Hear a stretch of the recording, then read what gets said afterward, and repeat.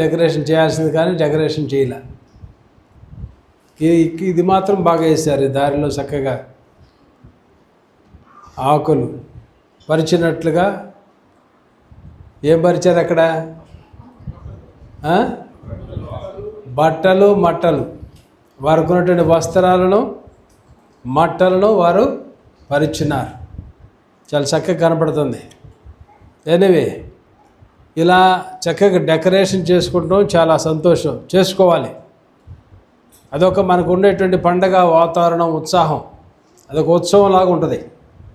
ఎప్పుడు కూడా ఇలా ఉండకూడదు. క్రైస్తవులటువంటి వాళ్ళు ఎప్పుడు సంతోషంగా ఉండాలి. ఏదో సామెత అంటారు, అది వదిలే, సామెతలు చెప్తే బాగోదు, కానీ ఇలాగనే ఎప్పుడు ఉండకూడదు. సంతోషం, దేవుడు సంతోషం ఇవ్వటానికి, ఆనందం ఇవ్వటానికి, పాపం నుంచి తప్పించడానికి ఈ లోకానికి వచ్చారు. కాబట్టి దేవుని యొక్క బిడ్డలుగా ఎప్పుడు కూడా మనం ఎలాగ ఉండాలి? దేవునిలో సంతోషం, దేవునిలో సంతోషం. చాలా చక్కగా చేశారు, చాలా సంతోషం. పోయినసారి మీకు ఒక అసైన్మెంట్ ఇచ్చాను. మీకు ఒకే ఒక్క ఆదివారం చేశారు అసైన్మెంట్. మీకు ప్రతిసారి ఏం చేయాలి? చిన్నపిల్లలకి ఏం చేస్తారు? హోంవర్క్ చేయకపోతే ఏం చేస్తారు? టీచర్ చెప్పాలి. శైలజ, ఇప్పుడు కాదు, వెనకటి రోజుల్లో టీచర్లు ఏం చేసేవాళ్ళు? గట్టిగా మీరేం చేయాలంటే ప్రతి వారం నాకేం చేయాలి? మీరు ఏం చేయాలి? నేను చెప్పినటువంటి వాక్యాన్ని మరలా మీరు వినాలి. విన్నటువంటిది ఎక్కడ మీకు నచ్చింది, ఎక్కడ ఉపయోగపడుతుంది అనేటువంటిది నాకు ఒక చిన్న క్లిప్ మీరు పంపించండి. అది చాలా ఉపయోగకరంగా ఉంటుంది. ఎందుకంటే మన చుట్టుపక్కల అనేక మందిని మనం రీచ్ అవ్వడానికి బాగుంటుంది. అది మనకు ముఖ్య ఉద్దేశం. ఆ క్లిప్ కింద ఏం చేస్తామంటే ఎవరికి నచ్చిందో వాళ్ళ పేరు పెట్టి అక్కడ పెడతాం. అది చాలా చక్కగా సర్క్యులేట్ అవుతూ ఉంటుంది. దేవుని యొక్క బిడ్డలుగా ఎవరైతే ఎదురు చూస్తున్నారో వాళ్ళు దేవుని సన్నిధికి రావడానికి అవకాశము ఉంటుంది. కాబట్టి మీరు ఈ యొక్క ప్రభు పనిలో పాల్గొనాలి. నా పని కాదు ఇది, నాకు కూడా దేవుడు అప్పగించేటువంటి పని, మీకు కూడా దేవుడు అప్పగించేటువంటి పని. సువార్తను ఏం చేయాలి? మనం అందరూ అంతటా సువార్త వినాలి. అప్పటి వరకు దేవుడు రారు అనేటువంటిది. దాని మీద రెండు రకాలైనటువంటి ఒపీనియన్స్ ఉన్నాయి. ఒక ఒపీనియన్ ఏంటంటే సువార్త అందరు వినేంత వరకు కూడా యేసు ప్రభువు సెకండ్ కమింగ్ అనేటువంటిది ఉండదు అనేటువంటిది. అంటే అన్ని మూలల, అన్ని ప్రాంతాలలో కూడా యేసయ్య గురించి వినాలి. ప్రతి చెవి కూడా యేసు గురించినటువంటి మాటలు వినాలి. ఇది ఒక ఒపీనియన్, మనందరూ తెలిసినటువంటిది. కానీ రెండవ ఒపీనియన్ ఏంటంటే రాకడ అప్పటి వరకు ఆగదు. అందరూ తెలుసుకునేటంటే వరకు రాకడ ఆగదు. ఎందుకని? దేవుని యొక్క వాక్యలో, ప్రకటన గ్రంథంలో మనం చూస్తాం.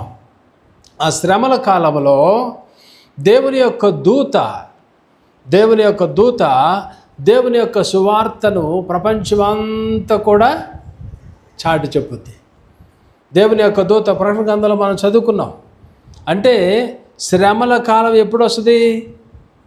ర్యాప్చర్ తర్వాత, సంఘం ఎత్తబడిన తర్వాత శ్రమల కాలము స్టార్ట్ అవుతుంది. దాని తర్వాత ఆ మధ్యలో శ్రమలు స్టార్ట్ అయిన తర్వాత ఈ యొక్క దేవుని యొక్క దూత సువార్తను అంత ప్రచురము చేస్తుంది. మనకైతే చాలా టైం కావాలి.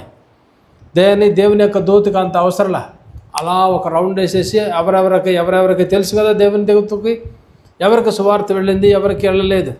సువార్త విని కూడా వీళ్ళు వదిలిపెట్టబడినారు. కాబట్టి సువార్త ఇంకా విననటువంటి వాళ్ళు ఎవరు, యేసుని గురించి విననటువంటి వాళ్ళు ఎవరు, వారందరికీ కూడా సువార్త అందించాలని ఆ రీతిగా దేవుని యొక్క దూత వర్తమానం అందిస్తుంది. కాబట్టి ఈ రెండు ఒపీనియన్లు, దేవుని యొక్క వాక్యము అంతటా సువార్త ప్రకటించే వరకు రాకడ రాదనేటువంటిది. రెండవది ఏంటంటే సువార్త అనేటువంటిది ఆ యొక్క దేవుని యొక్క దూత అంతటా ప్రచురము చేస్తుంది. ఎప్పుడు? శ్రమల కాలంలో. శ్రమలు ఎప్పుడు వస్తాయి? శ్రమలు ఎప్పుడు వచ్చేటిది? రాకడ అయిన తర్వాత, సంఘము ఎత్తబడిన తర్వాత 3.5 సంవత్సరాలు శ్రమలు, రెండవ 3.5 సంవత్సరాలు భయంకరటువంటి మహాశ్రమలు కలుగుతాయి. కాబట్టి ఈ టైంలో దేవుని యొక్క దూత వాక్యము అందరికీ అందిస్తుంది. కాబట్టి ఆ యొక్క వాక్యము మొదటి ఒపీనియన్ ప్రకారము మన వంతు మనము దేవుని యొక్క వాక్యాన్ని ఇతరులకి చేరతీయాలి, దేవుని యొక్క వాక్యాన్ని ఇతరులకు అందించాలి. అది మన యొక్క కర్తవ్యం. కాబట్టి మీరు ఆ యొక్క అసైన్మెంట్లో మీరు అందరూ కూడా పాలు భాగస్తులుగా ఉంటారా ఉండరా చెప్పాలి. ఉంటారా? నేను ఉంటా, మరి మీరందరూ ఉంటారు లేదా? Very good. చేతులు ఎత్తట్లా, చాలామంది చేతులు ఎత్తండి బాగా పైదాకా. వెరీ గుడ్, అందరూ ఎత్తారు, చాలా సంతోషం. మీ చేతులన్నీ నా కళ్ళలోకి వచ్చినాయి, నేను కొట్టేసిన ఫోటో. కాబట్టి డెఫినెట్గా మిమ్మల్ని అడుగుతా, సరేనా? ఎనీవే, యేసయ్య ఆయన మినిస్ట్రీలో మనం చూస్తున్నాం. ఈ రోజు నుంచి ప్యాషన్ వీక్ అంటారు. ప్యాషన్ వీక్ అంటే యేసు ప్రభు వారి యొక్క చివరి భూమి మీద సంచరించి భూమి మీద గడిపినటువంటి చివరి వీక్ అన్నమాట. ఇప్పటి నుంచి స్టార్ట్ అవుతుంది ఆయన యొక్క చివరి వీక్ అనేటువంటిది. సో ఇక్కడ మనం చూసినట్లయితే ఆయన స్టార్ట్ చేసినటువంటి అనేక మందికి వాక్యం అందిస్తూ, అనేక మందితో మాట్లాడుతూ, గలిలయ సముద్ర తీరాన గలిలయ నుంచి అలాగన వచ్చి వాక్యం అందిస్తూ ఈ యొక్క ప్లేస్లో పామ్ సండే రోజున ఆ యొక్క జర్నీ అనేటువంటిది అది ముగుస్తుంది. ఎక్కడ ముగుస్తుంది అంటే మీరు ఇప్పుడు దాకా చదివినారు. ఏంటి ఆ గ్రామం పేరు? బేత్పనియా. ఆ యొక్క గ్రామము దగ్గర ఈ యొక్క యేసుప్రభు వారు వెళ్ళి ఆ ప్రాంతానికి, అనేకమైనటువంటి ప్రాంతాలకి వాక్యం అందించి ఈ ప్లేస్కి వచ్చేసి ఆయన బస చేయటం అనేటువంటిది జరుగుతుంది. ఇది బేతనీ ఎక్కడ ఉంది అంటే యెరూషలేముకి 2.7 లేదా 2 మైల్స్ దూరంలో ఈ యొక్క బేతన్ అనేటువంటిది ఉన్నది. ఈ ప్లేస్ యొక్క ప్రత్యేకత ఏంటంటే ఈ ప్లేస్లో యేసుప్రభు వారికి ఇష్టలైనటువంటి వాళ్ళు ఉన్నారు. ఎవరో వాళ్ళంటే 2 స్త్రీలు 1 పురుషుడు. ఎవరు ఆ పేర్లు చెప్పండి? మరియా, మార్తా, లాజరు. వీళ్ళు ఉండేటువంటిది ఈ ప్లేస్. సో యేసయ్య యొక్క ఈ యొక్క ప్లేస్లో ఇది ఆయన యొక్క ఫైనల్ వీక్ అనేటువంటిది మనం ఇక్కడ చూస్తున్నాం. అయితే దేవుని యొక్క వాక్యంలో ఇప్పుడు మనం 4 గాస్పుల్స్ చదువుకున్నాం. 4 గాస్పుల్స్లో కూడా యేసు ప్రభు వారి గురించినటువంటి ఆయన యెరూషలేములకు ఎంటర్ అయ్యేటువంటి ఈ మట్టలాదివారము సంబంధించినటువంటి ఈ యొక్క వాక్యాన్ని ఇక్కడ మనం చూస్తున్నాం. 4 గాస్పుల్స్లో కూడా ఇది వక్కాణించి చెప్పినారు. కొన్ని విషయాలు మనం ఒక గాస్పుల్లో ఒక సువార్తలు ఉంటుంది, మరొక సువార్తలో కొన్ని ఉండదు. మీరు ఒక్కసారి మనం చూసినట్లయితే దీని యొక్క ఇంపార్టెన్స్ 4 గాస్పుల్స్లో కూడా 4 సువార్తల్లో కూడా దీన్ని రాసినారంటే చాలా ముఖ్యమైనటువంటిది. యేసు ప్రభువారు ఆ యొక్క యెరూషలేములోకి వెళ్ళటం, ఆ గ్రామము దగ్గర నుంచి అలాగున ఆయన వెళ్ళి ఆయన చివరి వీక్ అనేటువంటి దాని గురించి, ఆయన అక్కడ గడిపిన దాని గురించి, అది ఎందుకు అది చేసినారు, ఆయన అలాగ వెళుతుండగా ప్రజలందరూ కూడా మట్టలు పట్టుకునేటువంటి వారిగా, ఆయన గాడిద పిల్ల మీద అలా వెళుతున్నప్పుడు ఆయనను హోసన్నా హోసన్నా అంటూ ఆయనను వెంబడించేటువంటి వారిగా ప్రజలు ఉన్నారు. దాని యొక్క ఇంపార్టెన్స్ ఏంటంటే ఆ రాజుగా ఈ లోకానికి వచ్చి ఆ రాజు మనలటువంటి మన నిమిత్తము ఆయన మన శాపములను, మన యొక్క బాధలను, మన యొక్క కష్టములను తొలగించి మనం పొందుకోవాల్సినటువంటి ఆ యొక్క మరణాన్ని తొలగించడానికి ఆ రాజుగా ఈ లోకానికి ఆయన వచ్చి ఈ యొక్క చివరి గడియలను, ఆ యొక్క వారాన్ని అక్కడ ఆయన గడిపినటువంటి వారుగా మనం చూస్తున్నాం. కాబట్టి మీరు ఒకసారి మనం చూసినట్లయితే యెషయా గ్రంథంలో ఆయన గురించి ఏం రాయబడి ఉంటుందంటే ఆయన పరిశుద్ధుడు పరిశుద్ధుడు పరిశుద్ధుడు. అంటే 3 సార్లు పరిశుద్ధుడు. అంటే ఆయన యొక్క పరిశుద్ధత ఎంత ఎక్కువ, ఆయన యొక్క పరిశుద్ధత ఎంత గొప్పది. ఆ యొక్క డిగ్రీ, సూపర్లేటివ్ డిగ్రీలో పరిశుద్ధుడు పరిశుద్ధుడు పరిశుద్ధుడు అంటే ఆయనకు మించినటువంటి పరిశుద్ధులు ఎవరు కూడా లేరు అనేటువంటిది ఇక్కడ మనం అర్థం చేసుకోవాలి. కాబట్టి పరిశుద్ధుడు పరిశుద్ధుడు పరిశుద్ధుడు అని ఎలాగూ చెప్పినారో 4 గాస్పెల్స్లో కూడా యేసయ్య యొక్క చివరి వారాన్ని అందరూ కూడా మెన్షన్ చేసేటట్టు వారుగా ఉన్నారు. ఎస్పెషల్లీ ఈ యొక్క మట్టల ఆదివారం గురించి యేసు ప్రభువారు అలాగ వస్తున్నప్పుడు ప్రజలు ఆయన ఎలాగ వెంబడించినారో, బట్టలు పరిచినారో, గాడిద మీద ఆయన ఎక్కి వచ్చుతుండగా మట్టలు ఎలా పరిచి హోసన్నా హోసన్నా హోసన్నా అంటే అర్థం ఏంటి? సేవాజ్, మమ్మల్ని రక్షించు రక్షించు, హెల్పర్స్, సేవాజ్ అనేటువంటి రీతిలో ఆ ప్రజలెట్టేటి వారు, చిన్నపిల్లలెట్టేటి వారు, పెద్దలెట్టేటి వారు అలాగ అరుస్తుండగా అక్కడటువంటి శాస్త్రులు పరిసలెట్టేటి వారు ఆ మాటకు వ్యతిరేకముగా మాట్లాడేటట్టు వారికి ఉన్నారు. పిల్లలందరూ కూడా అరుస్తుండగా అక్కడటువంటి వారు ఏం చేస్తారు? మీరు మత్తయి సువార్తలో మనం చూస్తాం. చూడండి, ఇందాక మనం చదివినటువంటి భాగంలో 21వ అధ్యాయం చూడండి.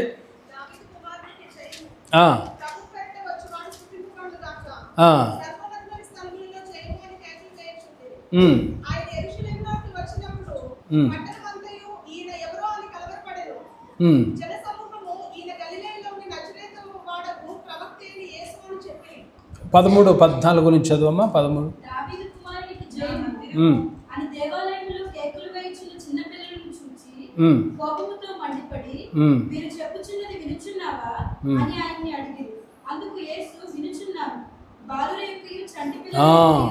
చూడండి, వాళ్ళు అనేటువంటి మాట ఏంటంటే ప్రధాన యాజకులను శాస్త్రులను ఆయన చేసిన వింతలను, దావీదు కుమారునికి జయమని దేవాలయంలో కేకలు వేసిన చిన్నపిల్లలను చూచి వారు కోపముతో మండిపడినటువంటి వారిగా వారు, వీరు చెప్పుచున్నది వినుచున్నావా అని ఆయనను అడిగిరి. అందుకు యేసు ఏమన్నారు?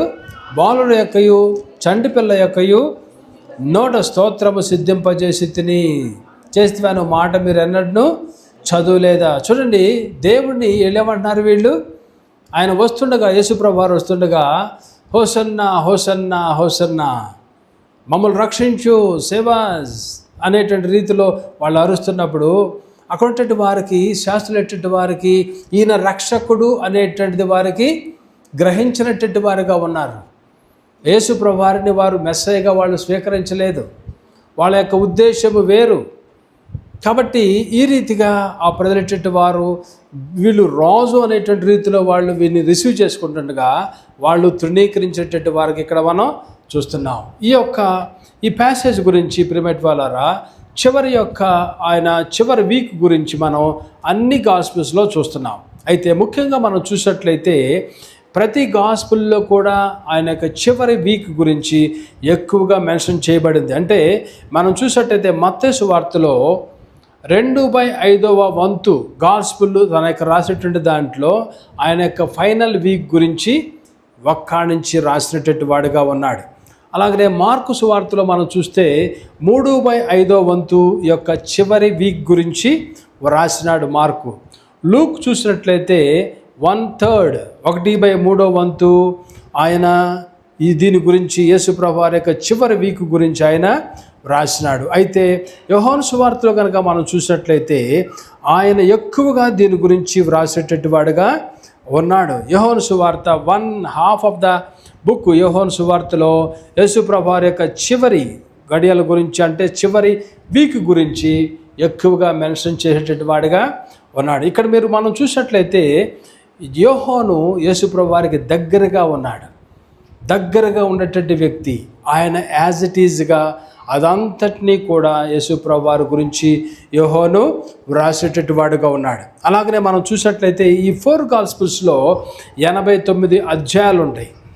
మొదటి చాప్టర్స్లో యేసయ్య మొదటి 30 years గురించి వ్రాసేటువంటిది. అలాగనే ఈ యొక్క 85 చాప్టర్స్లో లాస్ట్ 3.5 years గురించి యేసయ్య జీవితం గురించి వ్రాసినారు. 29 అధ్యాయాలలో చివరి వీక్ గురించి వ్రాసినారు. మొత్తం కనుక మనం కంపేర్ చేసినట్లయితే అంటే యేసయ్య రావటము, ఆయన జీవించటం, ఆయన ఎలాగో కార్యాలు చేసినారు, ఎలాంటి కార్యాలు చేసినారు అన్ని బుక్స్లో కూడా, సినాప్టిక్ గాస్పెల్స్లో అంటే 4 సువార్తల్లో కూడా ఎలాంటి కార్యాలు ఆయన చేసినారు, తర్వాత ఆయన యెరూషలేముకి ఎలాగ వచ్చి ఎలాగున ఆయన చివరి వారం ఎలా గడిపినారు అనేటువంటిది మనం చూసినట్టయితే 29 అధ్యాయాలు అది వ్రాయబడినది. కాబట్టి అంత ఇంపార్టెన్స్ అనేటువంటిది ఇక్కడ ఇచ్చేటటువంటి వారిగా ఉన్నారు. అయితే ఇక్కడ మనం చూసినట్లయితే ప్రియమైన వాళ్ళారా, యేసు ప్రభువు వారి గురించి జకర్యా గ్రంథంలో 9వ అధ్యాయము 9వ వచనం చదవండి ఒకసారి.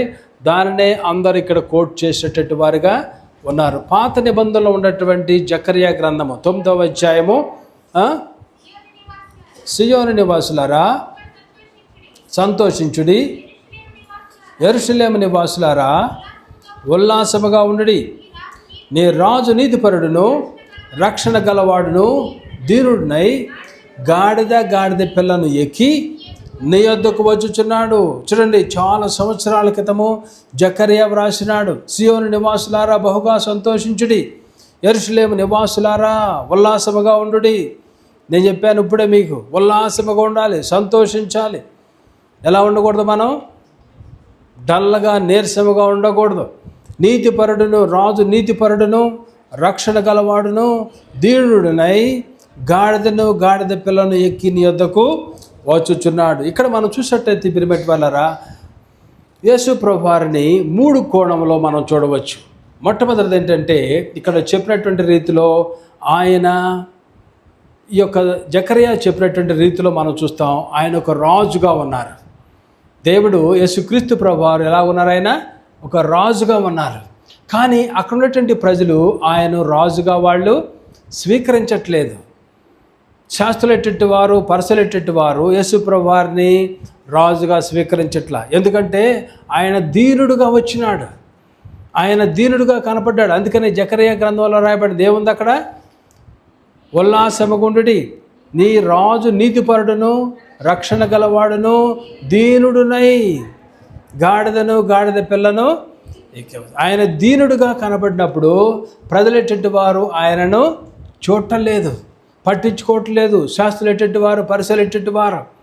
చూడండి, గమనించండి, ఆయన దీనుడుగా ఆయన తగ్గించుకున్నప్పుడు యెషయా గ్రంథంలో మనం చూస్తాం 53వ అధ్యాయం నుంచి 61వ అధ్యాయం వరకు ఆయన గురించేటువంటి మాటలు, ఎలాగో ఆయన తగ్గింపు. చదవండి ఒకసారి యెషయా గ్రంథము 53వ అధ్యాయం చూసినట్లయితే, మేము తెలియజేసిన సమాచారము ఎవడు నమ్మెను? యెహోవా బాహువు ఎవరికి బయలుపరచబడెను? లేత మొక్క వలెను, ఎండిన భూమిలో మొలిచిన మొక్క వలెను అతడు ఆయన ఎదుట పెరిగెను. అతనికి స్వరూపమైనను సొగసైనను లేదు. మనం అతని చూచి అపేక్షించినట్లుగా అతని యందు స్వరూపము లేదు. తృణీకరింపబడివాడును ఆయను, మనుషుల వలన విసర్జించబడివాడును, వ్యసన క్రాంతుడుగాను, వ్యాధిని అనుభవించుడుగాను, మనుషులు చూడలేని వారుగాను ఉండెను. అతడు తృణీకరింపబడివారు కనుక మనం అతనిని ఎన్నిక చేయకపోతేమి. చూడండి, ఆయన ఆ దీనత్వాన్ని బట్టి ఆయన ఒక మెస్సయ్యగా వాళ్ళు ఆ దినాన్న వాళ్ళు స్వీకరించలేదు. ఆయన రాజుగా దీనుడుగా ఈ లోకానికి వచ్చినటువంటి వాడుగా ఉన్నాడు. కాబట్టే ప్రజలెట్టి వారు ఆయనను స్వీకరించలేదు. ఇప్పుడు ఇక్కడ గ్రహించాల్సినటువంటి విషయం ఏంటంటే, ఆ దినాన్న వాళ్ళు గ్రహించలేదు శాస్త్రులు పరిశీలించేటి వారు. కానీ రిమైనింగ్ ప్రజలెట్టి వారు, అక్కడటువంటి అనేక మంది యేసు ప్రభువు వారు జరిగించేటువంటి కార్యములు చూసినటువంటి వారు, వినినటువంటి వారు, ఆయన ఆశ్చర్యకరుడు అనేటువంటి రీతిలో, ఆయన దేవుని కుమారుడు అనేటువంటి రీతిలో ఆయన అనేకమైనటువంటి వారిని లేవనెత్తినాడు, చనిపోయేటువంటి వారిని లేవనెత్తినాడు, కుంటి వారిని గుడ్డి వారిని బాగు చేసినారు, స్వస్థపరిచినాడు. కాబట్టి ఈయన రాజు, ఈయన దగ్గరికి వెళ్ళాలి. ఈయన మన పాపముల నుంచి, మన శాపముల నుంచి, మన రోగముల నుంచి, మన బాధల నుంచి ఆయన తప్పించేటట్టు వాడు. పాపం వల్ల వచ్చేటువంటి జీతము మరణము, ఆ మరణాన్ని నుంచి ఆయన తప్పించేటట్టు వాడు. కాబట్టి ఆయన రాజు అనేటువంటి రీతిలో ఆ రీతిగా ప్రజలేటట్టు వారు ఆయనను స్వీకరించినారు. మత పెద్దలైనటువంటి వారు, శాస్త్రులు పరిశీలించేటువంటి వారు అనేక రీతులుగా ఆయనను తృణీకరించినారు. యువతి కాలశంలో నువ్వు ఎలాంటి రాజుగా ఆయనను స్వీకరిస్తున్నావు? నా పాపములను, నా శాపములను భరించటానికి, వాటి నుంచి నన్ను విడిపించడానికి, నా మరణం నుంచి నన్ను విడిపించడానికి యేసుక్రీస్తు ప్రభువారు లోకానికి వచ్చినారు. అదే రక్షణ అనేటువంటిది, అదే మారు మనసు అనేటువంటిది. ఎప్పుడైతే ఆ విషయాలను గ్రహిస్తావో, ఎప్పుడైతే ఆయన విశ్వాసం ఉంచుతావో, ఎప్పుడైతే నీ పాపములు ఆయన దగ్గర చెప్పుకుంటావో, వాటిని నువ్వు ఎప్పుడైతే విడిచిపెడతావో, ఇదిగో ఇతను కూడా అబ్రహాము యొక్క కుమారుడే. పొట్టి జక్కయ్య ఉన్నాడు, చెట్టు మీదకి ఎక్కాడు, యేసుప్రభు వారిని చూడాలి. ధనవంతుడు, బాగా డబ్బు సంపాదించాడు, కరప్షన్లో బాగా సంపాదించిన వాడుకున్నాడు. కానీ అతను కొరటి ఆశ ఏంటి? యేసుని నేను చూడాలి, యేసుని చూడాలనేటువంటి రీతిలో పైకెక్కినాడు. పైకెక్కినటువంటి వాడితో యేసుప్రభు వారు అన్నారు, జక్కయ్య కిందకి త్వరగా దిగము. వెంటనే జక్కయ్య కిందకి దిగొచ్చేసినాడు. అప్పుడు వెంటనే తను చేసినాడు. ఏం చేశాడు? ఇదిగో నా ఆస్తిలో సగము పేదలకు ఇచ్చేస్తున్నాను, ఎవరి యొద్దనైనను అన్యాయముగా తీసుకున్నాడలా 4 అంతల దానిని, ఆ కన్ఫెషన్ అనేటువంటిది వచ్చేసింది. ప్రిమిట్ వల్ల కన్ఫెషన్ అనేటువంటిది రావట్లేదు ఈ దినాలలో. రెస్టిట్యూషన్ అనేటువంటిది జరగాలి, పాపములు ఒప్పుకోవాలి. పాపము వలన మనం ఏ తప్పు చేసినామో దాన్ని ఒప్పుకోవాలి. ఎక్కడైతే నువ్వు మోసం చేసినావో ఆ మోసగించి తీసుకున్నటువంటి ధనాన్ని నువ్వు మరలా ఇచ్చివేయాలి. ఎవరి దగ్గర అయితే మరలా ఇస్తానని తీసుకున్నావో దాన్ని ఇవ్వకుండా ఉంటున్నావో అది నువ్వు తప్పు చేస్తున్నట్లు లెక్క. ఎవరి దగ్గర అయితే నువ్వు మోసం చేసి డబ్బులు సంపాదించినావో దాన్ని వారికి ఇచ్చేవేయాలి. నువ్వు చాలాసార్లు మనం ఒప్పుకుంటున్నానండి ప్రభు దగ్గర అంటారు, ఇచ్చివేయాల్సినటువంటి దానిని ఇచ్చివేయరు. బస్సుల్లో మనము, ట్రైన్స్లో మనము, లేదంటే కరప్టెడ్ రీతిలో మనము డబ్బులు సంపాదించిన వారుగా ఉంటాం. డబ్బులు టికెట్లు చెల్లించకుండా వెళ్ళిపోతాం. అలాగనే మోసముతో డబ్బులు సంపాదించే వారుగా ఉంటాం.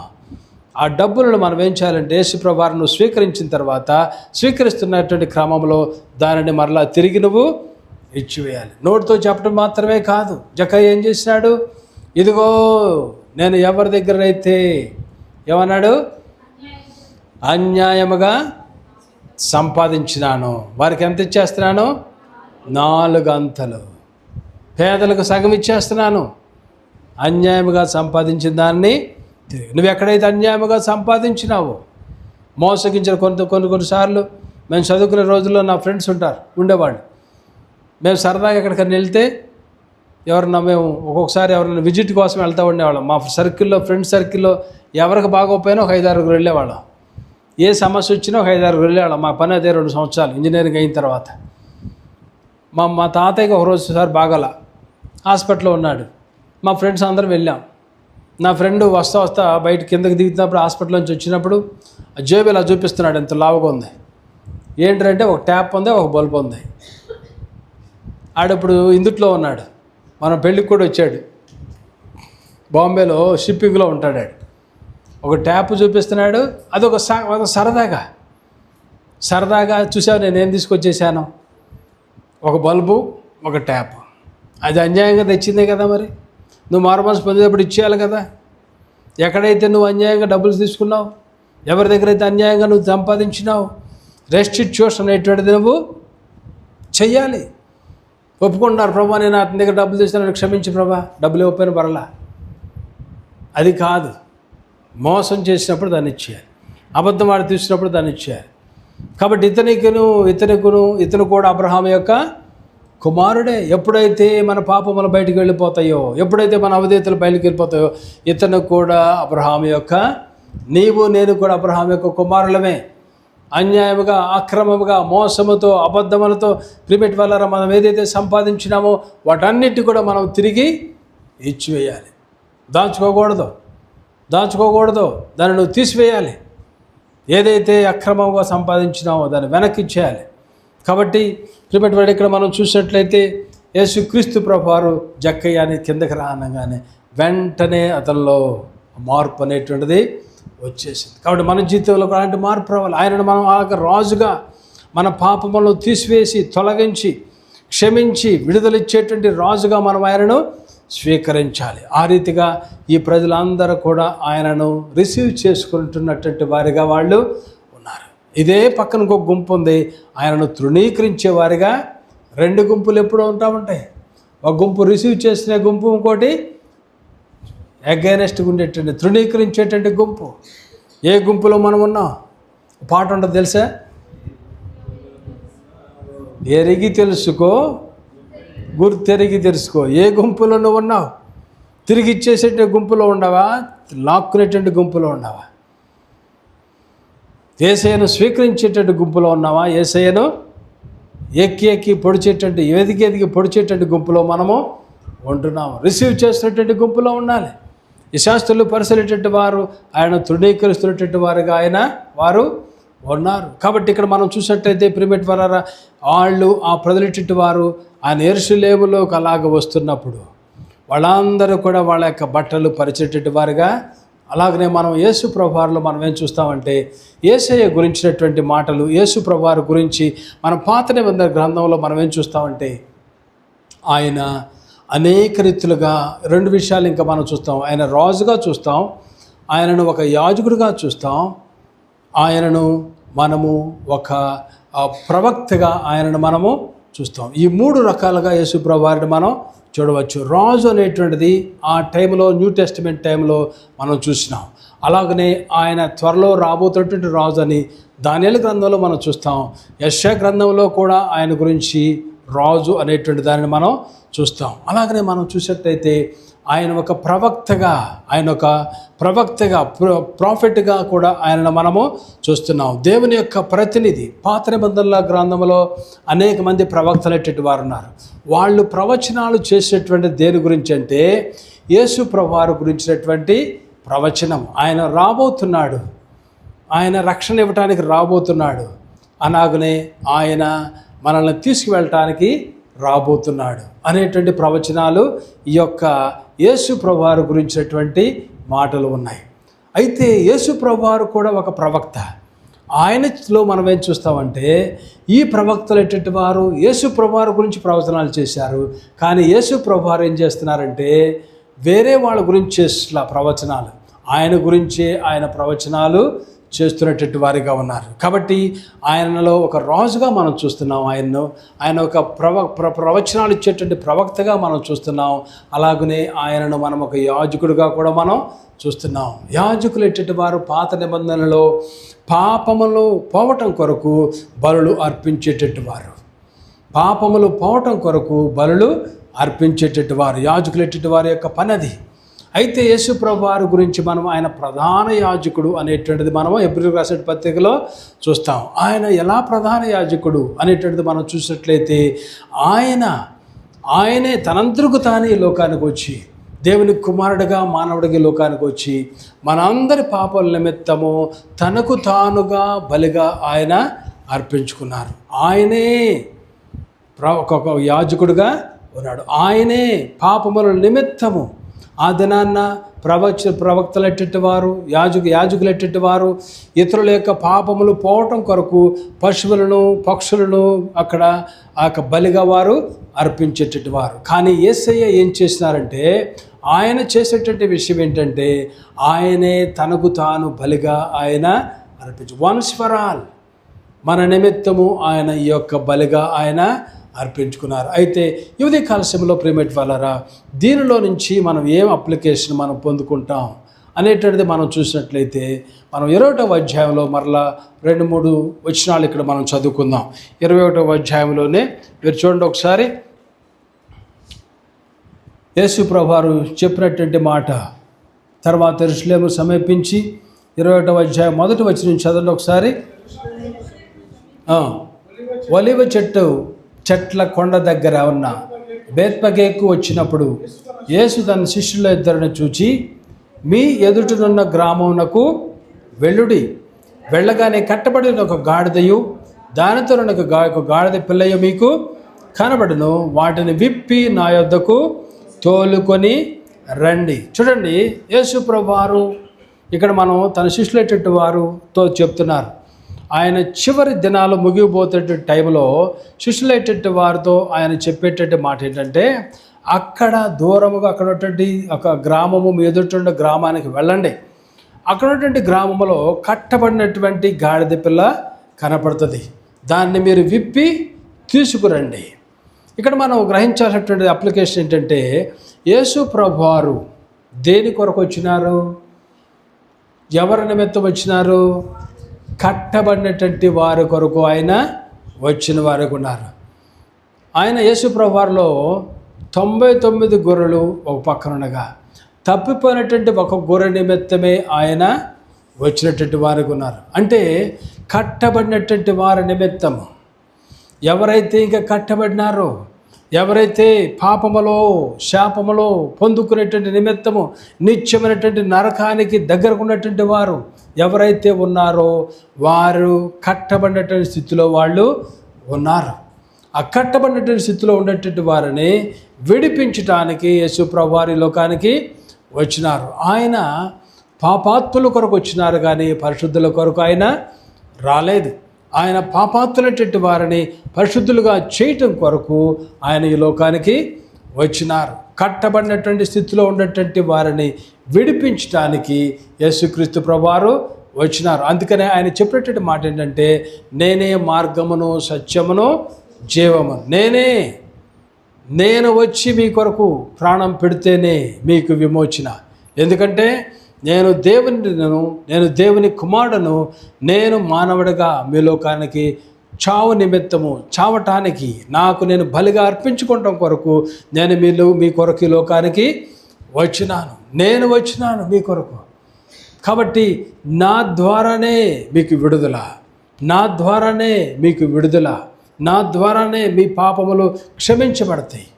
అందుకని యేసు ప్రభువారు అనేకసార్లు మనం చూస్తాం, ఆ పట్టబడినటువంటి పాపంలో పట్టబడినటువంటి స్త్రీ ఉన్నది. ఆమెతో యేసు ప్రభువారు ఏమన్నారు, మీలో ఎవరిలో పాపం లేదో వారు ఆమె మీద రాయి వేయండి. ఎవరన్నా వచ్చారు కానీ వంగి రాయి తీసుకుంటున్నారు. రాయి తీసుకునే లోపు అక్కడ ఆయన రాసేస్తున్నారు. ఏం రాస్తున్నారు? ఎక్కడైతే పాపములో ఏ పాపంలో అతను అన్నీ రాస్తున్నారు. వెంటనే వాళ్ళు ఏం చేస్తున్నారు? రాయి పక్కన వేస్తారు, వెళ్ళిపోతున్నారు. ప్రభువారు చివరిలో అన్నటువంటి మాట ఏంటి? ఇక నువ్వు పాపము చేయకు, ఇక నువ్వు పాపము చేయకము, ఇక నువ్వు పాపము చేయకము అనేటువంటి శక్తి కలిగినటువంటి యేసయ్య ఆయన ఒక్కడే. ఆయన ద్వారానే మనకు విడుదల, నో అదర్ వేస్. ఎందుకంటే ప్రియమైన వాళ్ళరా, ఆయనే చెప్పినారు, మార్గమును సత్యమును జీవమును. నన్ను నమ్మినట్లయితే, నా మార్గములో నా వాక్యానుసారంగా మీరు నడిచినట్లయితే మీరు నిత్య జీవానికి వెళతారు. అక్కడ నిత్య జీవం ఇచ్చేటువంటిది కూడా నేనే. ఫైండ్ అవుట్ చేయండి, నాలో ఏ దోషము కూడా లేదు. పొంది పిలాతులు అక్కడ కనుక్కున్నారు, ట్రై చేసినారు. యేసు ప్రభువారిలో ఏమైనా దోషం ఉందా? యేసు ప్రభువారిలో ఏమైనా తప్పు ఉన్నదా? యేసు ప్రభువారిలో ఏమన్నా వ్యతిరేకంగా మాట్లాడేటువంటిది ఏమైనా ఉన్నదా? వారు చూసినప్పుడు, ట్రై చేసినప్పుడు, అక్కడ ఈ ప్రధాన యాజకులైనటువంటి వాళ్ళు అందరూ కూడా ట్రై చేసినప్పుడు ఆయనలో ఏ దోషము కూడా లేదు. కాబట్టి ఆయన దోషము లేనటువంటి దేవుని కుమారుడిగా మానవుడికి లోకానికి వచ్చినారు. కాబట్టి ఆయన ద్వారానే మనకు విడుదల. కాబట్టి ప్రియమైన వాళ్ళు ఇక్కడ గ్రహించాల్సినటువంటి విషయం ఏంటంటే, యేసుక్రీస్తు ప్రభువారు మానవుల నిమిత్తము కట్టబడినటువంటి వారిని విడిపించడానికి యేసుక్రీస్తు ప్రభువారు వచ్చినారు. అందుకనే ఆయన అలా వెయిట్ చేశాడు. సమరయ స్త్రీ చూసినటువంటి వారు అలాగూ వస్తున్నారు, యేసు ప్రభువారు చూసినటువంటి వారు. అప్పుడు అక్కడ యాకోబు బావి దగ్గర యేసుక్రీస్తు ప్రభువారు అలా వెయిట్ చేస్తూ మీరు వెళ్ళండి అని చెప్పారు చూసినటువంటి వారికి. ఆ వెయిట్ చేసేటువంటి క్రమంలో ఎందుకు వెయిట్ చేసినారు? సమరయ స్త్రీ అక్కడికి వస్తుందని తెలుసు, సమరయ స్త్రీ అక్కడ బావి దగ్గరికి వస్తుందని తెలుసు. కాబట్టి అక్కడ వెయిట్ చేస్తున్నటువంటి వారిగా ఆయన ఉన్నారు. అక్కడ ఆమెతో సంభాషణ స్టార్ట్ చేసినారు. ఏం సంభాషణ స్టార్ట్ చేశారు? చదవండి ఒకసారి, చదవండి దేవుని యొక్క వాక్యంలో నుంచి. ఎక్కడ కనపడుతుంది అది? చదవమ్మ, రెఫరెన్స్ చెప్పమ్మా ఒకసారి. యోహాను సువార్త 4వ అధ్యాయం 7వ వచనం చదవండి.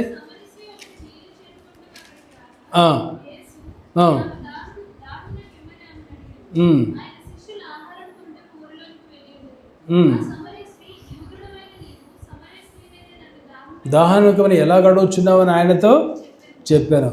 ఎలాగ యూదులు సమరయులతో సాంగత్యము,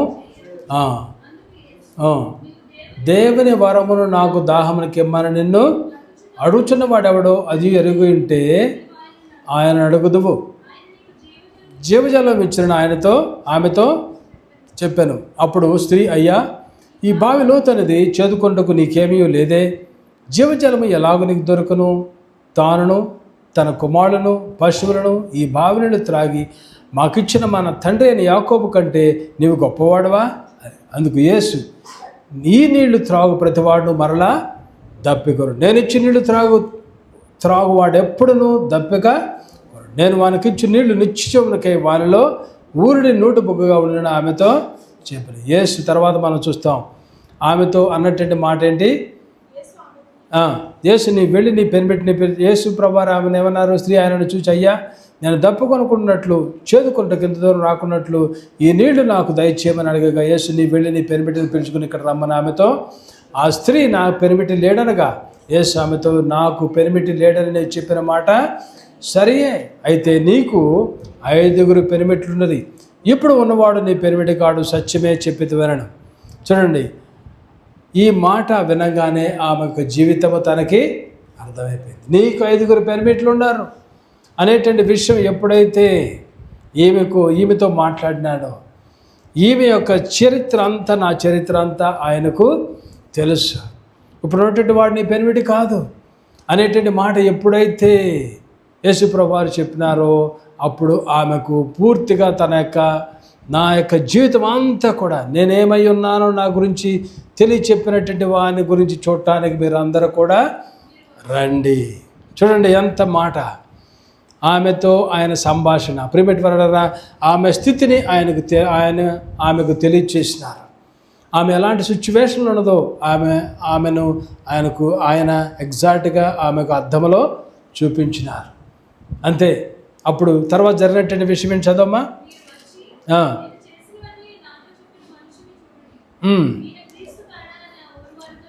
క్రీస్తు కాడ అని ఆ ఊరు వారితో చెప్పగా,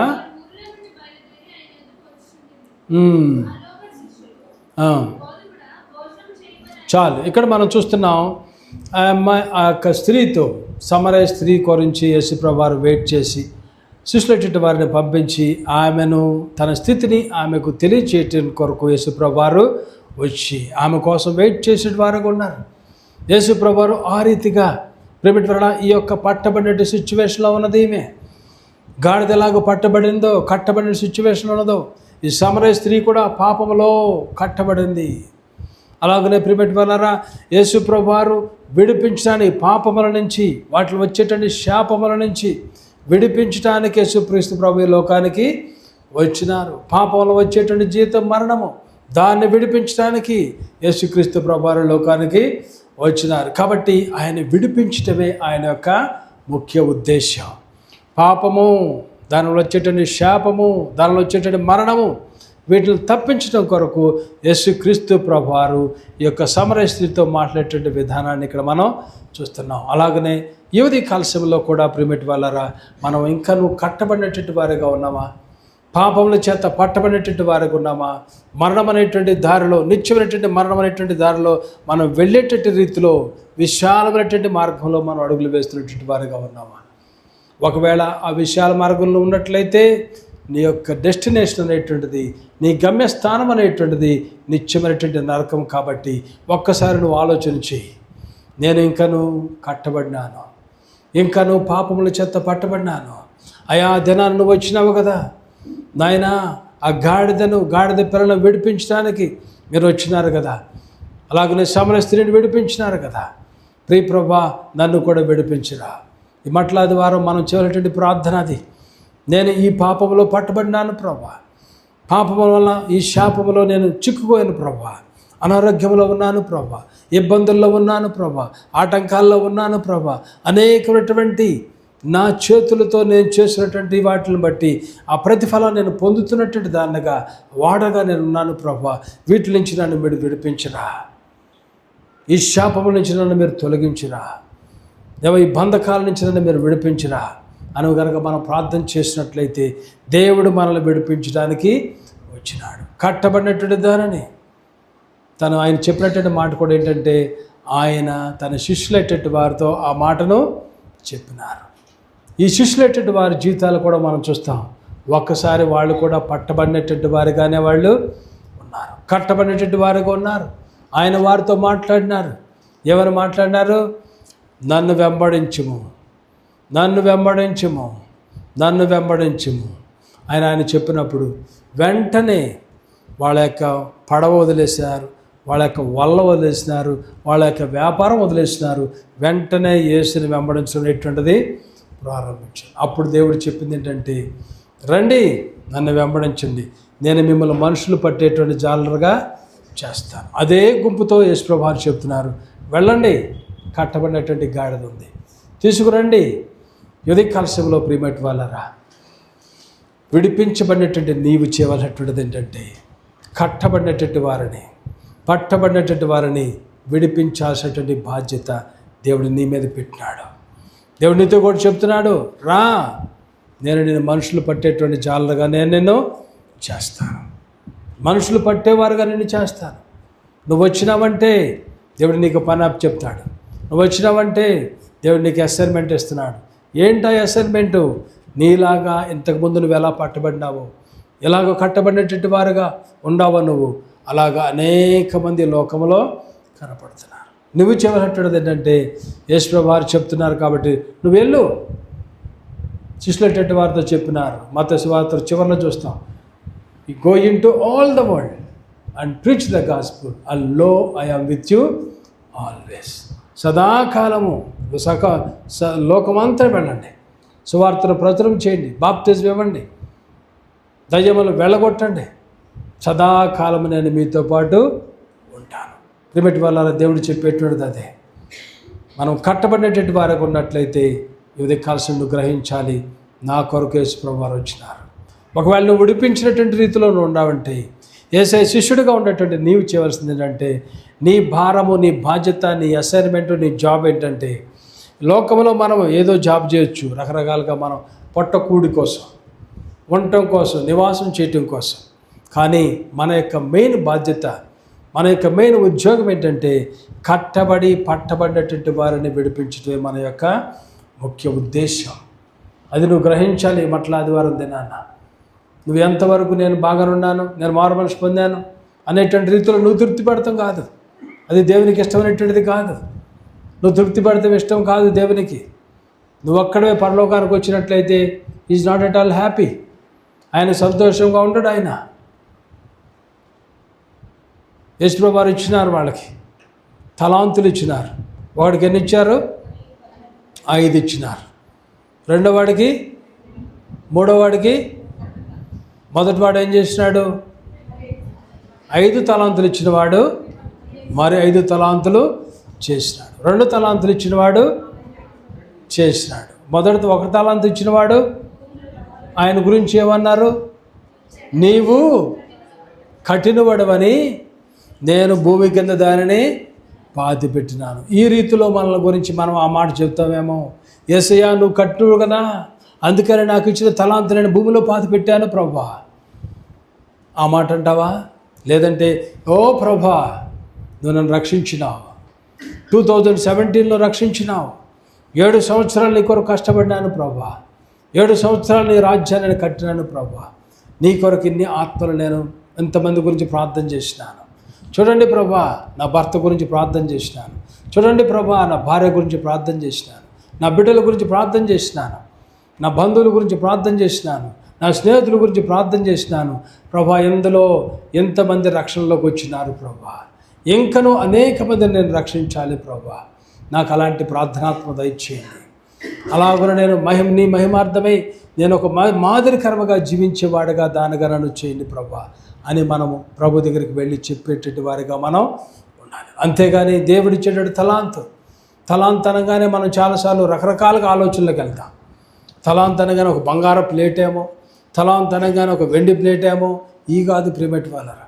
నీ నోరే ఒక తలాంతు, నీ చూపే ఒక తలాంతు, నీ బలమే ఒక తలాంతు, నీ జ్ఞానమే ఒక తలాంతు, నీ చదువే ఒక తలాంతు, బైబిల్ నాలెడ్జే ఒక తలాంతు. అన్నిటికంటే ముఖ్యముగా రక్షించబడినటువంటి కోవలోకి నువ్వు రావటమే ఒక గొప్ప తలాంతు. కాబట్టి దేవుడు ఇన్ని తలాంతులు నీకు ఇచ్చినాడు. నీవు చేయవలసినటువంటిది ఏంటంటే నిమ్మకు నీరెత్తునట్లుగా అలాగనే కూర్చోటం కాదు నువ్వు చేయాల్సినటువంటిది. దేవుడు ఇచ్చేటువంటి తలాంతును దాన్ని ఉపయోగించుకోవాలి, షార్పెన్ చేయాలి. ఒక కుర్రాడు ఒకసారి పాపం అడవిలోకి వెళ్ళిపోయాడంట. అడవిలోకి వెళ్ళి చిక్కున్నాడు. అక్కడ ఏం చేయాలో తెలియలే, భోజనం లేదు. అక్కడ అనేక మంది చెట్లు నరుగుతున్నారంట. అది నరుగుతున్నటువంటి వాళ్ళ దగ్గరికి, యజమాని దగ్గరికి వెళ్ళాడు.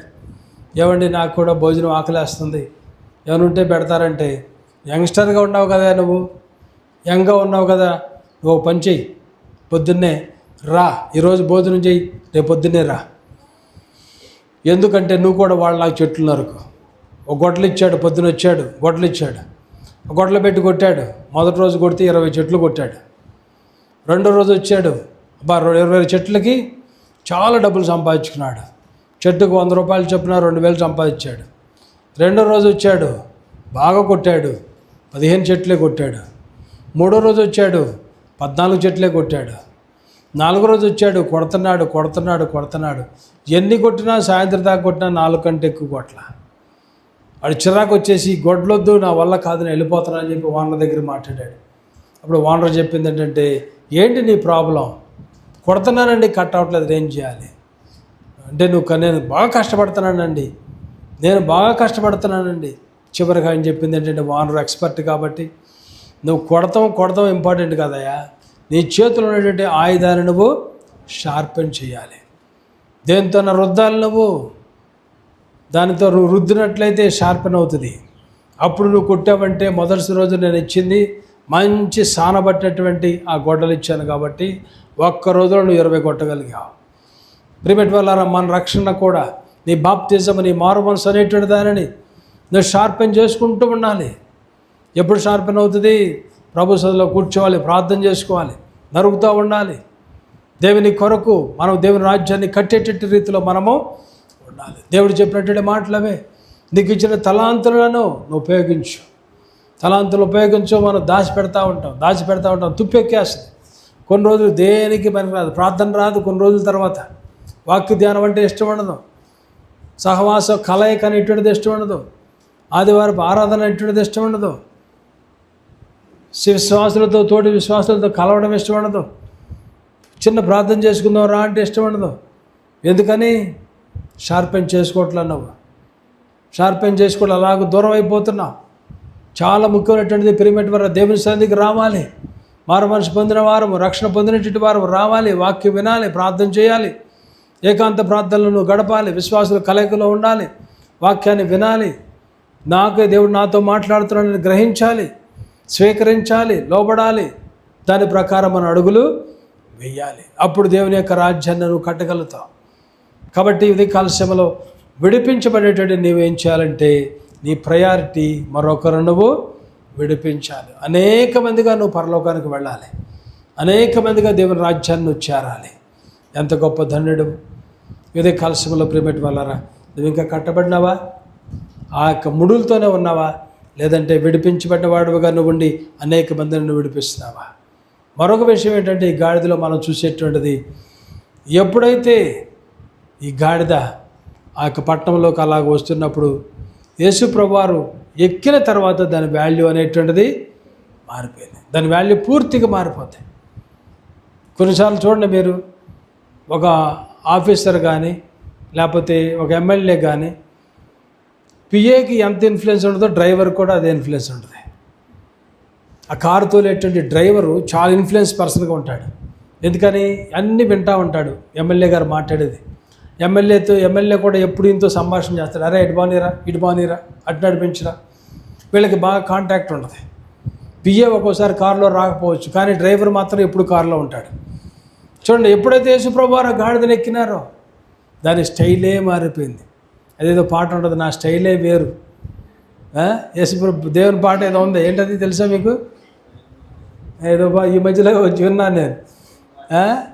నా స్టైల్ మారింది, ఆమె ఏదో పాడింది అనుకుంటా, చాలా ఇదైపోయినట్టుంది. అదేమో కదా, మనకు వద్దులే. కానీ యేసుప్రభు రాగానే మన స్టైల్ అనేటువంటిది మారిపోయింది. గాడిద మీద యేసుప్రభు వారు ఎప్పుడైతే కూర్చున్నారో దాని లెవెల్ అనేటువంటిది మారిపోయింది.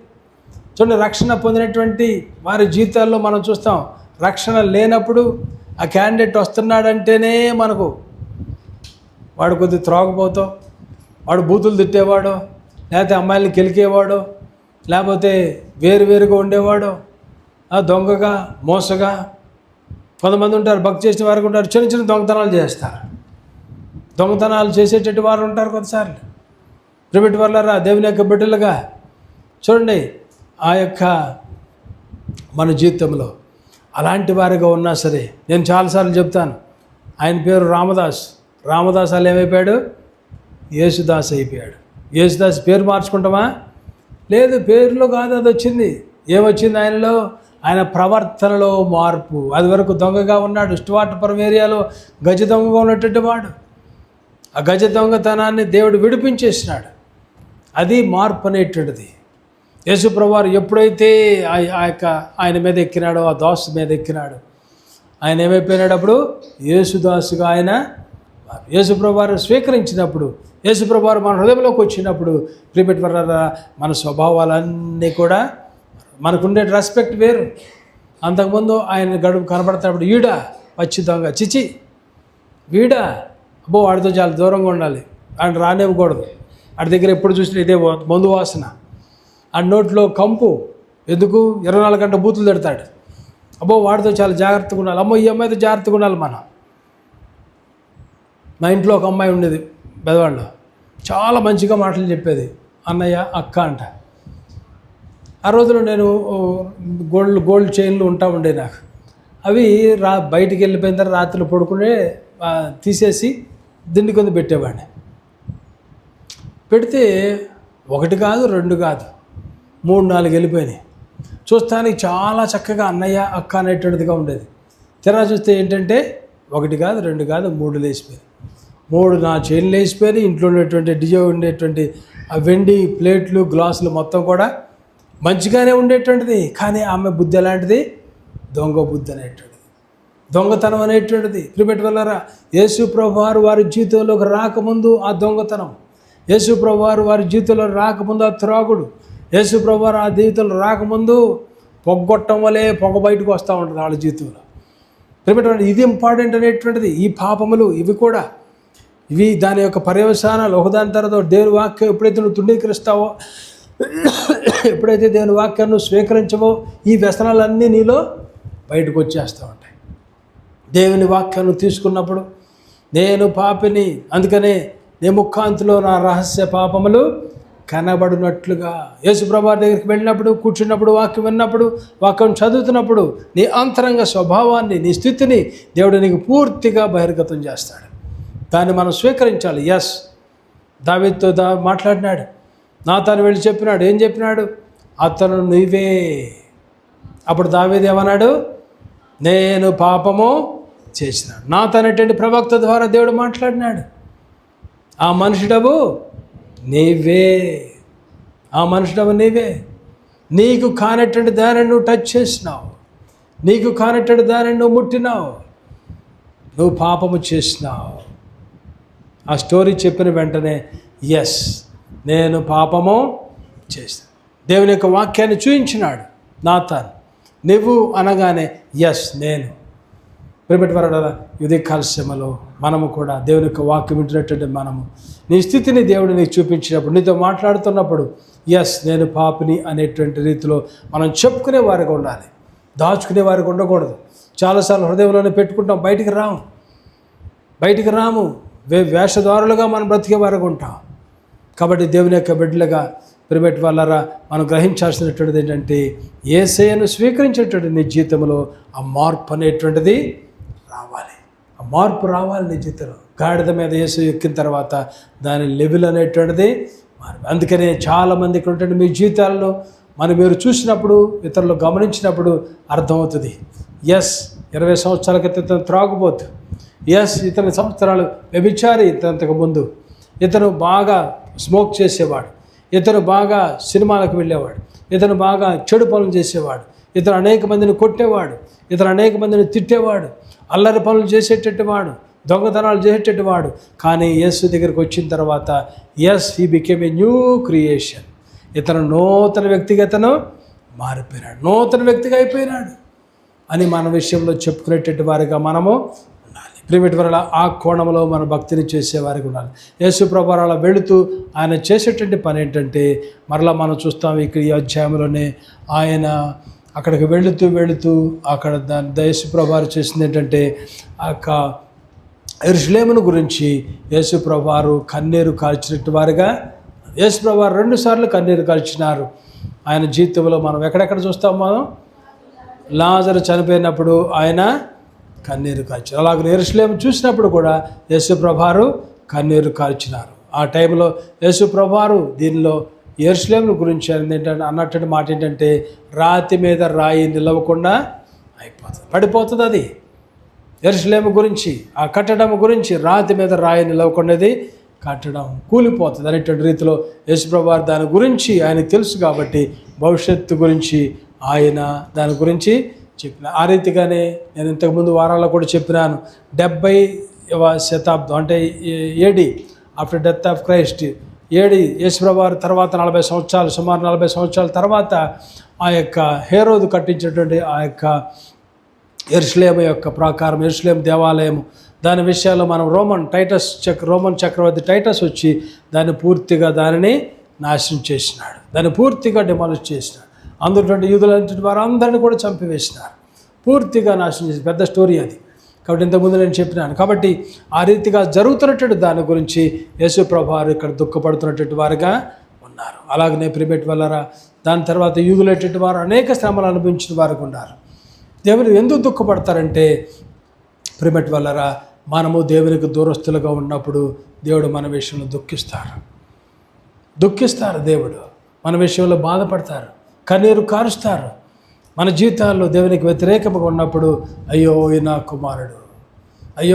కుమారుడు, ఇతని గురించి నేను ఈ లోకానికి వచ్చానే, ఇతని గురించి నేను ఎంతగా తగ్గించుకున్నానే, నా అధికారాన్ని, నా మహిమను, నా ఘనతను, నా ప్రభావాన్ని వదిలేసేసి నేను ఈ భూలోకానికి వచ్చానే, వీరి గురించే కదా నా ప్రాణాన్ని నేను పెట్టినాను, అయితే నా రక్తాన్ని చిందించినాను కదా, అయితే ఈ నా ప్రజలెట్టి వారు లోబడినటువంటి వారుగా, వెళ్ళనటువంటి జనాంగముగా, నన్ను తృణీకరించినటువంటి వారుగా ఉన్నారే అనేటువంటి రీతిలో మనం ఇంకనూ లోబడినటువంటి స్థితిలో ఉన్నట్లయితే మన గురించి కూడా యేసుప్రభువారు దుఃఖపడతారు. అలాగనే ప్రిమిట్ వల్ల ఇదే ధోరణిలో కనుక మనం కంటిన్యూ అయినట్లయితే యేసుప్రభువారు మరలా రాబోతున్నారు. ఆయన మొదట్లో మనం చూస్తున్నాం పాత నిబంధన గ్రంథంలో ఆయన రాజుగా వస్తారనేటువంటి దానిని, ఆయన వచ్చినారు, మెస్సయ్యగా వచ్చినారు, గ్రహించలేదు. కానీ ఆయన రాజుగా యెరూషలేములోకి ఆయన ఎంటర్ అయినారు. అయితే ఆ యూదులైనటువంటి వారు, పరిసయ్యులైనటువంటి వారు, శాస్త్రులైనటువంటి వారు, తర్వాత ఆయన సిలువేసేటువంటి వారు ఉన్నారు.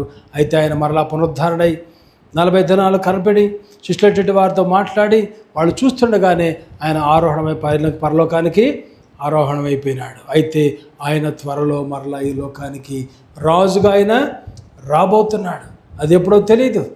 ర్యాప్చర్ జరిగిన వెంటనే 7 సంవత్సరాల తర్వాత, ర్యాప్చర్ ముందు, ఆ ర్యాప్చర్ రోజు యేసుప్రభువారు మధ్యాకాశంలోకి వస్తారు. అలాగే మనల్ని అందరినీ కూడా ఆయనలో విశ్వాసములో మన భక్తిని కాపాడుకుని ఆయన రక్తంలో కడగబడినటువంటి వారందరినీ కూడా, ఇంతకుముందు చనిపోయినటువంటి వారిని, బ్రతుకున్నటువంటి క్రైస్తవులను ఆయన పైకి తీసుకువెళ్ళిపోతారు. దాని తర్వాత 7 సంవత్సరాల తర్వాత మరలా ఆయన రాజుగా ఈ భూమి మీదకి రాబోతున్నాడు. ఆయన వచ్చినప్పుడు కనుక ఆయన ఇంతకుముందు ఎలాంటి రాజుగా వచ్చాయంటే రక్షణ ఇచ్చేటువంటి రాజుగా ఆయన లోకానికి వచ్చినారు. ఈసారి ఆయన న్యాయము తీర్చేటువంటి న్యాయాధిపతి అయినటువంటి రాజుగా ఈ లోకానికి ఆయన రాబోతున్నారు. ఈసారి ఆయన వచ్చినటువంటి టైంలో ప్రిమిట్ వాళ్ళరా మనము కనుక అలాగున విడిచిపెట్టబడినటువంటి వారికి ఉన్నట్లయితే, పైకి ర్యాప్చర్లో ఎత్తబడినటువంటి వారికి ఉన్నట్లయితే, ఆ కోణంలో నువ్వు ఉంటావేమోనని, నువ్వు విడిచిపెట్టబడినటువంటి స్థితిలో నువ్వు ఉంటావేమోనని, ఇతని గురించి నేను నా రక్తాన్ని కార్చినాను కదా, ఇతను ఇంకా నువ్వు లోబడతలేదేంటి, తన పాపాలు ఒప్పుకోవట్లేదేంటి, ఇంకా నువ్వు తన పాపాల్లోనే కొనసాగుతున్నాడేంటి, అయ్యో నిత్యమైనటువంటి నరకానికి వెళ్ళిపోతాడు కదా నా కుమారుడు, అయ్యో నా కుమార్తె ఇలా వెళ్ళిపోతుంది కదా అనేటువంటి రీతిలో నీ గురించి కూడా దుఃఖిస్తున్నాడేమో. ఉదయ కాలశంలో ప్రభు నీతో మాట్లాడుతున్నాడు. ద్వారా నీ ఫ్యూచర్ గురించి ప్రభు తెలుసు. యెరూషలేము యొక్క ప్రాకారాల్లో కూలిపోతాయి, యెరూషలేము యొక్క గోడలు ఒకదాని మీద ఒకటి, రాతి మీద రాయి నిలవకుండా ఎలా పడిపోతుంది అనేటువంటిది యేసుకి తెలుసు. కాబట్టి ఆ దినాన్ని ఆయన కన్నీరు కారుస్తున్నారు. భవిష్యత్తులో ఫ్యూచర్లో కూడా తర్వాత 2000 సంవత్సరాల క్రితం రేపు ర్యాప్చర్ టైంలో నేను వదిలిపెట్టబడేటువంటి వారిగా మనం ఈ భూమి మీద ఉండిపోతామేమో, 666 వేయించేసుకుంటామేమో, ఆ శ్రమంలోకి వెళ్ళిపోతామేమో, మనం నిత్యమైనటువంటి నరకాగ్నికి వెళ్ళిపోతామేమో అనేటువంటి రీతిలో ఆయన మన గురించి తెలిసే కాబట్టి నీవు విడిచిపెట్టేటువంటి స్థితిలో ఉంటావేమోనని నీ గురించి కూడా ఏడుస్తున్నారేమో. ఒకసారి ఆలోచన చేయి. నువ్వు కనుక ఈ దేవుని కాల్సిన వాక్యం వినేటువంటి నీవు నీ పాపములోనే నువ్వు ఉన్నట్లయితే ర్యాప్చర్ ఎప్పుడు వస్తుందో తెలవదో, ఆ టైంలో నువ్వు విడిచిపెట్టబడినట్లయితే నీ స్థితి అంతే. కాబట్టి దీన్ని గురించి ఆయన దుఃఖిస్తున్నారేమో అనేటువంటి రీతిలో నీవు ఈ ఉదయకాల సమయంలో అయ్యా ప్రభువా అని నువ్వు దుఃఖపడినట్లయితే నీవు ధన్యుడవు.